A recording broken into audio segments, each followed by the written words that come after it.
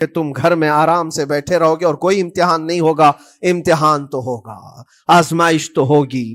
آج جو بھی حالات ہیں اس پر میں یہی کہوں گا, ایک بات ہو سکتا ہے کروڑوں مسلمانوں کے دلوں میں آج یہ نروس پن آئے, اتنے برے حالات ہوتے ہیں, اللہ ہمارے ساتھ ہے یا نہیں؟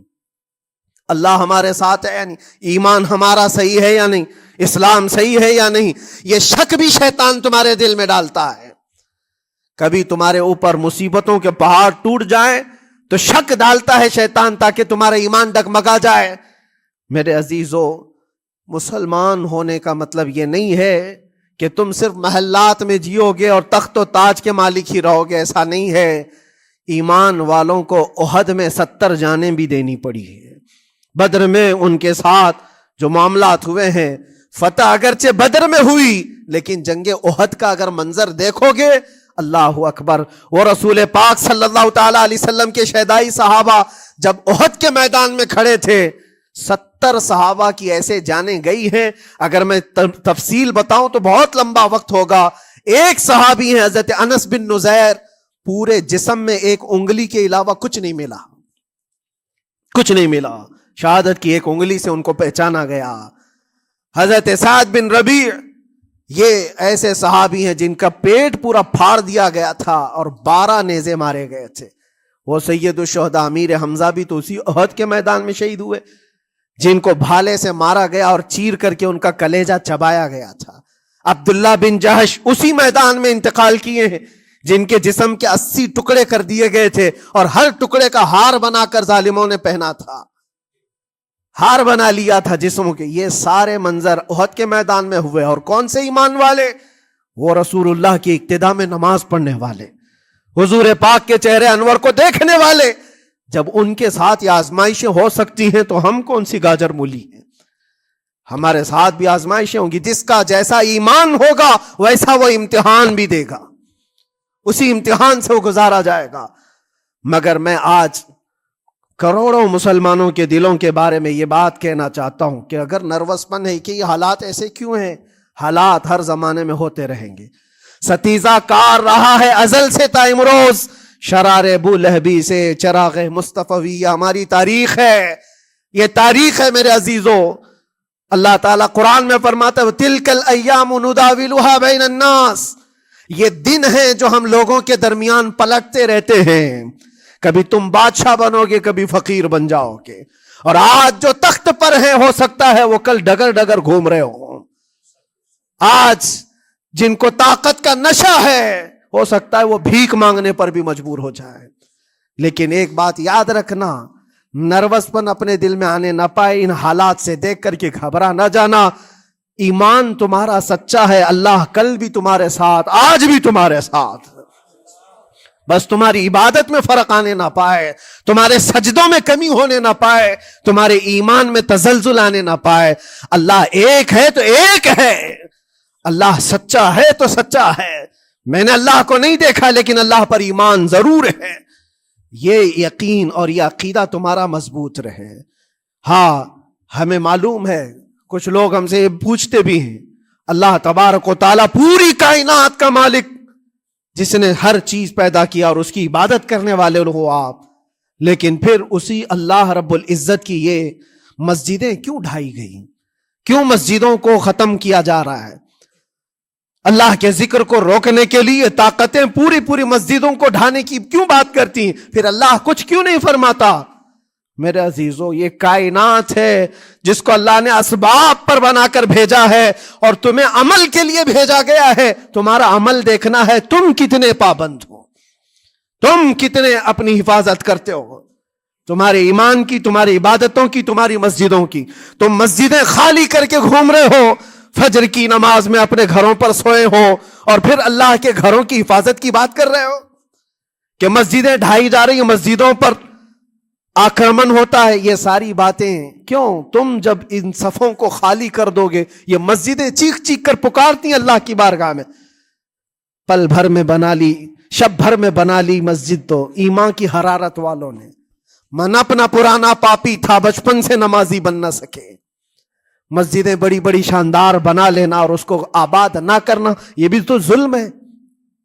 آپ ان مسجدوں کی حفاظت کی جو بات کر رہے ہیں، ان مسجدوں کی حفاظت صرف کمیٹیاں بنانے سے نہیں ہوتی، نمازوں سے ہوتی ہے، اس کے اندر تلاوت قرآن سے ہوتی ہے۔ عزیزان گرامی، اور پھر یہ بات ان ظالموں کے لیے کہ اگر وہ ہاتھ لگا کر مسجدوں کو اٹھانا پھینکنا اس کو اپنی طاقت کا ذریعہ سمجھتے ہیں تو سمجھ لو تھوڑے دن کی بات ہے۔ اگر اسی کا نام طاقت ہے کہ عبادت گاہوں کو مسمار کر کے طاقت کے تخت کو بٹھایا جائے، تو یاد رکھنا بڑھتے بڑھتے بڑھتے تمہارا نشہ کہیں تمہیں فرعون نہ بنا دے، اور اگر فرعون بن گئے تو انتظار کرو، اللہ تعالیٰ بڑے بڑے فرعونوں کو صرف پانی سے ہلاک کرتا ہے، بہت بڑے بڑے نمرودوں کو اللہ تعالیٰ مچھر سے ہلاک کرتا ہے۔ وہ ابرہہ بھی تو آیا تھا جو کعبہ ڈھانے کے لیے آیا تھا، ہاتھیوں کا لشکر لے کر آیا تھا، جس کا ذکر قرآن پاک میں الم تر کیف فعل ربک باصحاب الفیل، اے محبوب کیا آپ نے نہیں دیکھا ہاتھی والوں کے ساتھ اللہ نے کیا معاملہ کیا؟ پورا ہاتھیوں کی فوج لے کر آیا تھا کعبے کو ڈھانے کے لیے، ہوا کیا؟ کعبہ کو ڈھانے کے لیے اتنی خطرناک فوج تھی اور مکہ والوں میں لڑنے کی اتنی طاقت نہیں تھی۔ اللہ کریم نے ابابیل چڑیوں کی ایک فوج کو بھیجا، ہاتھی کہاں اور چڑیا کہاں؟ کوئی مقابلہ ہوتا ہے؟ کوئی مقابلہ ہے؟ تصور میں نہیں آتا، لیکن رب تبارک و تعالیٰ کا ایک دستور ہے، بڑی بڑی طاقتوں کو چھوٹی طاقتوں سے ہلاک کرتا ہے۔ چھوٹی چھوٹی سی چڑیاں ایک ہاتھ میں تمہارے آ جائے، ایک چونچ میں اور دو پاؤں میں کنکریاں لے کر آتی تھی، اوپر سے صرف وہ کنکریاں گراتی، ہاتھیوں کے پیٹ پھٹ جاتے اور آگ لگ جاتی تھی۔ اللہ تبارک و تعالیٰ کی طاقت کا یہ مشاہدہ، قوت کا ایک ہلکا سا اظہار جو مکہ کی ان وادیوں میں ہوا منا، اور اللہ تعالیٰ فرماتا ہے فَجَعَلَهُمْ كَعَصْفٍ مَأْكُولٍ، اللہ نے ان کو ایسا کر دیا جیسے کھائی ہوئی مرغی ہوتی ہے، نوچ نوچ کر کے کھا کر چھوڑی ہوئی مرغی ہو، پوری فوج کی حالت ایسی ہو گئی تھی۔ کعبہ مکرمہ کو ڈھانے کے لیے آئے، تب اللہ تبارک و تعالی ظالموں کو کس طرح سے نیست و نابود فرمایا۔ ہمیں یقین ہے میرے عزیزوں، اللہ تبارک و تعالی وہ ابابیل بھیجنے والا مولا آج بھی زندہ اور ہمیشہ زندہ رہے گا۔ وہ حی اور قیوم ہے، ہمیشہ سے زندہ ہے اور ہمیشہ زندہ رہے گا، لیکن تمہارا امتحان ہوتا رہے گا، تمہارا امتحان ہوتا رہے گا۔ اللہ کے نبی صلی اللہ تعالی علیہ وسلم کے لیے مدد آئی ہے تو اس کا مطلب یہ نہیں ہے کہ وہ صرف بیٹھ کر کے مدینے میں دعائیں کرتے تھے، نہیں، عمل کے میدان میں اترے بھی ہیں۔ صحابہ نے بھوک اور پیاس برداشت کی ہے، کتنے کتنے دنوں تک وہ ایک کھجور پر پورا دن گزارتے تھے، پیوند لگے کپڑے۔ حضرت ابو ہریرہ فرماتے ہیں ہم تو ایک جنگ سے ایسے واپس آئے تھے کہ ہمارے پاؤں کے پورے ناخن اکھڑ گئے تھے، پاؤں کے ناخن اکھڑ گئے۔ خندق کے میدان میں خود نبی پاک صلی اللہ علیہ وسلم اپنے ہاتھوں سے خندق کھودتے رہے، اور پیٹ پر پتھر باندھنا، یہ سب مشقتیں، سٹرگل کیا ہے، پھر اللہ سے یہ دعا کیا مولا تو اپنی مدد بھیج دے، تو اپنے رحم و کرم کی بارشیں برسا۔ اور ہم یہاں مست کھا پی کر کے پھر دعا کرتے ہیں مدد آ جائے۔ تم نے محنت کون سی کی، کون سی مشقت کی؟ میرے عزیزو، اگر محنت و مشقت میدان میں اتر کر کرنے کا موقع نہیں ہے تو عبادتیں تو کرو اپنی پوری، اپنی نمازیں تو کمپلیٹ کر لو اور اللہ کو راضی کرو۔ اپنے گناہوں سے اگر وہ غضبناک ہے تو توبہ کرو۔ اور جاتے جاتے یہ بات بھی میں عرض کروں گا کہ آج جن لوگوں کو ایسا لگتا ہے کہ یہ کھیل تماشا ہے، ایک بات یاد رکھنا، کسی مسجد کے ختم ہو جانے سے یا مومن کے کسی کے ہار جانے سے ایمان کبھی ہارتا نہیں ہے، ایمان ہمیشہ جیتتا ہے۔ تھوڑی دیر کی تکلیف تو مومن کو ہو سکتی ہے، لیکن اس کے ساتھ ایمان ہے تو ہمیشہ سر بلند ہے۔ اس سے بڑی کوئی کامیابی کیا ہے؟ ہم نے دیکھا ہے کربلا کی تاریخ میں جیتا کون ہے؟ دنیا کی نظر میں، اس وقت کی میڈیا کی نظر میں، اس وقت کے جو کتے ہوں گے ان کی نظر میں یزید جیتا ہوگا، لیکن قیامت تک ہر مومن کہتا ہے بادشاہ است حسین، بادشاہ است حسین۔ ایمان کی جیت ہمیشہ ہے، اگرچہ وہ ٹکڑوں میں بدل جائے، اگرچہ وہ 1000 ٹکڑوں میں ہو جائے۔ آج بھی پھریرا لہرا رہا ہے تو حسین اعظم کا لہرا رہا ہے۔ اسی لیے یاد رکھو، صرف تخت پہ چڑھ کر بیٹھنے کا نام جیت نہیں ہے۔ ابھی الیکشن بھی گزرا، کچھ لوگ نروس ہوں گے کہ ہم ہار گئے۔ اگر وہ ایمان والے ہیں، سچے ایمان والے ہیں، تو انہیں یاد رکھنا چاہیے جیت اور ہار صرف تخت حاصل کرنے کا نام نہیں ہے، دلوں پر حکومت کرنے کا نام جیت ہے۔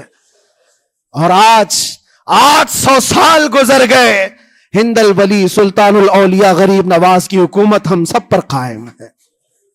کس بات کی حکومت ہے یہ دلوں کی حکومت ہے۔ اور وہاں جو ہاتھ لگانے کی کوشش کر رہا ہے وہ اپنے ہاتھوں کو بچا لے، آگ تمہارا انتظار کر رہی ہے، آگ تمہارا انتظار کر رہی ہے۔ اس لیے کہ اللہ فرماتا من عادی لی ولیا فقد آذنتہ بالحرب، جس نے میرے ولی سے دشمنی کی میں اس کو اپنے ساتھ جنگ کا اعلان کرتا ہوں۔ اور اب تعالیٰ سے جنگ کرنے کے لیے تیار ہو؟ اللہ کے ولی سے مقابلہ کرنا چاہتے ہو؟ اللہ کے ولی کو چھونا چاہتے ہو؟ رب تعالیٰ فرماتا ہے جو اللہ کے ولی سے دشمنی کرتا ہے اسے میں اپنے ساتھ جنگ کا اعلان کرتا ہوں۔ ہے کسی کی ہمت و طاقت اللہ سے جنگ کرنے کی؟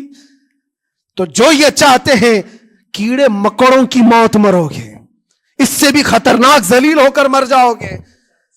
اجمیر معلیٰ یہ صرف اور صرف ایک دھرتی کا نام نہیں ہے، اللہ کے ولی کی آباد کی ہوئی مقدس زمین ہے۔ اور ہم سنیوں کی آستھا ایسے ہے، امام اہل سنت فاضل بریلوی اعلیٰ حضرت فرماتے ہیں دنیا بھر میں جہاں دعائیں قبول ہوتی ہیں ان جگہوں میں سے ایک جگہ کا نام اجمیر معلیٰ ہے، جہاں اللہ تعالیٰ دعائیں قبول فرماتا ہے۔ ہم اپنی آستھا ہی نہیں رکھتے میرے عزیزوں، اپنی جان بھی حاضر ہے غریب نواز کے قدموں کے لیے۔ اس لیے میں کہنا چاہتا ہوں سرکار غریب نواز رضی اللہ تعالیٰ عنہ کے رکشک، یہ لوگ اگر یہ سمجھتے ہیں کہ مسلمان بکھر گئے ہیں، ٹوٹے ہیں، بکھرے ہیں، ان کے پاس کوئی طاقت نہیں، کوئی سیاست نہیں، اور ہم جس کو چاہیں آکرمن کر کے ختم کر دیں، ہو سکتا ہے ہم سب کو مار ڈالو تمہاری طاقت کے ذریعے، لیکن وہ غریب نواز ہے۔ اپنے باپ داداؤں کی تاریخ یاد رکھنا، پوچھنا، جو غریب نواز کو اٹھانے کی کوشش کیا اٹھ گئے ہیں، اور وہ دھرتی پہ آج بھی آباد ہے۔ انشاءاللہ قیامت تک اجمیر معلیٰ چمکتا رہے گا۔ سرکار غریب نواز رضی اللہ تعالیٰ عنہ کے آستانے سے جو فیض بٹتا ہے، اپنے اور غیر سب وہاں سے فائدہ اٹھاتے ہیں، سب لوگوں کو برابر فائدہ اٹھایا جاتا ہے۔ اسی لیے میرے عزیزوں، یہ آزمائشوں کے دور میں میری صرف ایک ہی گزارش ہے، اپنا ایمان مضبوط کرو، اپنا ایمان مضبوط کرو۔ جیسی بھی مصیبتیں آئیں، طاقتیں آئیں، تمہارا سجدے سے سر دور نہ ہونے پائے، اللہ سے غفلت ہونے نہ پائے، تمہارے ذکر و اذکار میں کمی ہونے نہ پائے، مسجدوں سے دور بھاگنے کی کوشش نہ کرو، واپس آ جاؤ، اللہ کی رحمت قریب ہے۔ قرآن میں اللہ فرماتا ہے الا ان نصر اللہ قریب، آگاہ ہو جاؤ بے شک اللہ کی مدد بہت قریب ہے۔ وآخر دعوانا الحمدللہ رب العالمین۔ السلام۔